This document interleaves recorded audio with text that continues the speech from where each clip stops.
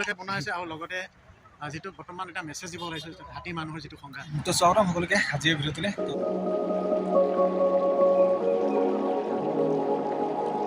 তো আজি এই ভিডিঅ'টোত মোৰ লগত আছে মোৰ লগৰ বন্ধু ভাস্কৰ আৰু এতিয়া আমি আছোঁ ৰহামণি ফালে।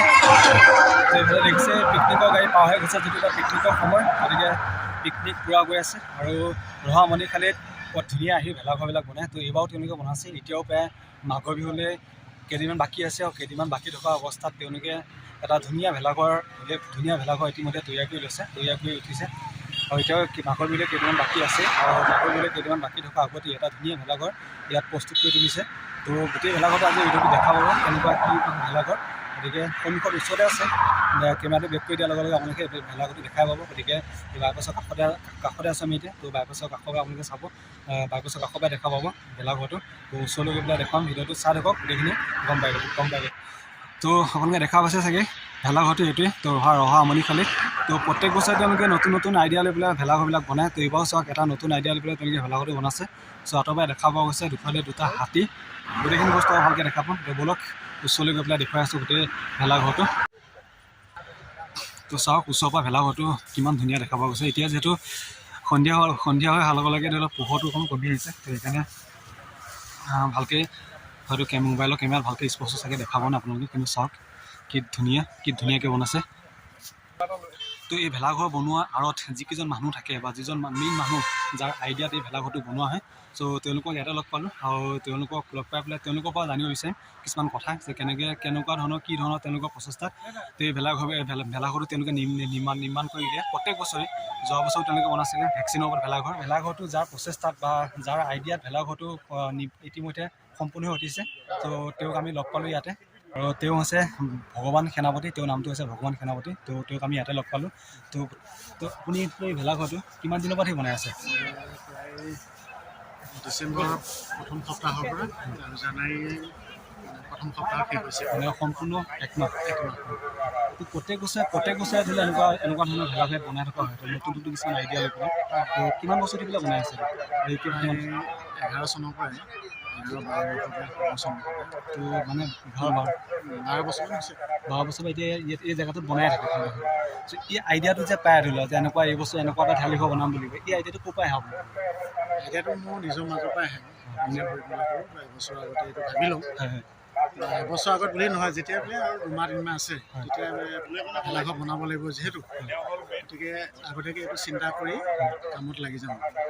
এতিয়া ভেলাঘৰবিলাক যে বনায়, তো ইয়াত আপোনাৰ ধৰি লওক ইয়াত নিশ্চয়তো খৰচ পাতি বহুত হয় চাগে? যথেষ্ট খৰচ হয়, সেই খৰচ 80-90 হাজাৰ ওপৰত খৰচ হয়। এইবাৰ এইটো বনাওঁতে আপোনাৰ ধৰি লওক কিমানমান খৰচ আছে? এইটো প্ৰায় 80,000 মান টকা ওপৰত গৈছে, হিচাপ কৰা নাই, ইমানে ওচৰ পাজৰে হ'ব। এনেই ইয়াৰ যিটো বনাওঁতে যিটো খৰচ হয়, সেই খৰচটো ধৰি লওক বহন কৰে কোনে? মই বৰ্তমান বহন কৰিছোঁ। আপোনাৰ নিজে অকলে অলপ ধাৰলৈ ল'ব লগা আছিলে। এনেই চৰকাৰৰ ফালৰ পৰা কিবা কিবি সাহাৰ্য পাইছে নেকি? ভেলাঘৰ বনোৱাৰ নামতো পইচা নিদিয়ে, শিল্পী হিচাপত তেনেকৈ সাহাৰ্য পাইছোঁ এককালীন তেনেকৈ। বৰ্তমান পোৱা নাই। তো ৰাইজৰ সহযোগিতাও কিছুমান লাগে এইবিলাক কৰিব লগা হ'লে। এনেই এইটো ধৰি লওক ৰাইজৰ কিবা যিটো ভেলাঘৰ যে বনাইছে, ইয়াত আপোনাৰ যিমানখিনি খৰচ হ'ল ইয়াত আপুনি সম্পূৰ্ণ মানে ৰাইজৰ সহযোগ কৰিছে নে আপুনি ধৰি লওক সম্পূৰ্ণ নিজা সহযোগ? এতিয়া বৰ্তমান মোৰ নিজৰ আৰু বাকীখিনি মই সুদলৈ পইচা দি মই কামটো কৰিছোঁ। হয়, কিন্তু এইটো শেষ কৰিব লাগিব যিহেতু। আৰু এতিয়া বৰ্তমান ৰাইজে 2 পইচা মানে আগবঢ়াইছে, সহায় কৰিছে। এই চাব অহা মানুহে ধৰি লওক 50 টকা দিছে, 100 টকা দিছে, এনেকৈও কিছু দিছে। আৰু গোটেইখিনি পইচা নোলাব পাৰে, তথাপিতো মানে এটা সহায় দিছে। সেইখিনিৰ পৰা হয়তো মই অলপমান কিবা এটা মুক্ত সোমাওঁ, গোটেইখিনি নহ'লেও। এনেই এইটো ধৰি লওক আপুনি যে বনায়, ইয়াৰ পৰা চাবলৈ গ'লে সেইটো কোনো ব্যৱসায় ভিত্তিটো নহয়।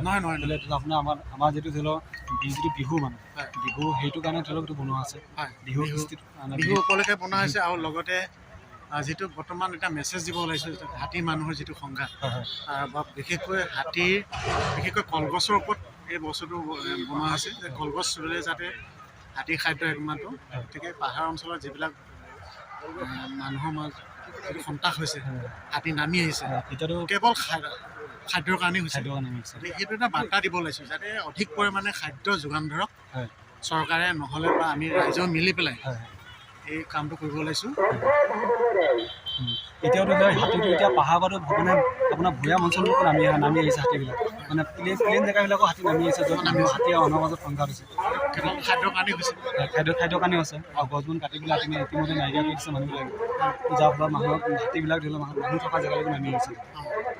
তো ইয়াৰ মানে আপোনাৰ ইয়াৰ বাদেও ধৰি লওক বেলেগ আপুনি জীৱিকা হিচাপে আপুনি কিবা খেতিৰ লগত জড়িত, খেতিৰ লগতে জড়িত ব্যৱসায় আছে, সৰুকৈ দোকান আছে। হয়, এনেই আপোনাৰ এই ধাৰণাত আপোনাৰ মানে কেনেকৈ আহিলে ধৰি লওক আজি যে আপুনি ধৰি লওক 2011-12 চনৰ পৰা যে এই কামটো যে কৰি আছে, ধাৰণাটো কেনেকৈ আহিলে যিটো কেনেকুৱা এটা কৰিব লাগে? ধাৰণাটো মানে কি, প্ৰথম আমাৰ যিটো আধুনিক যিটো ভেলাঘৰ, হয়, যিটো আমাৰ পৰম্পৰাগত যিটো ভেলাঘৰ, সেইবিলাক আগতে সেইবিলাকে নিৰ্মাণ কৰিছিলোঁ।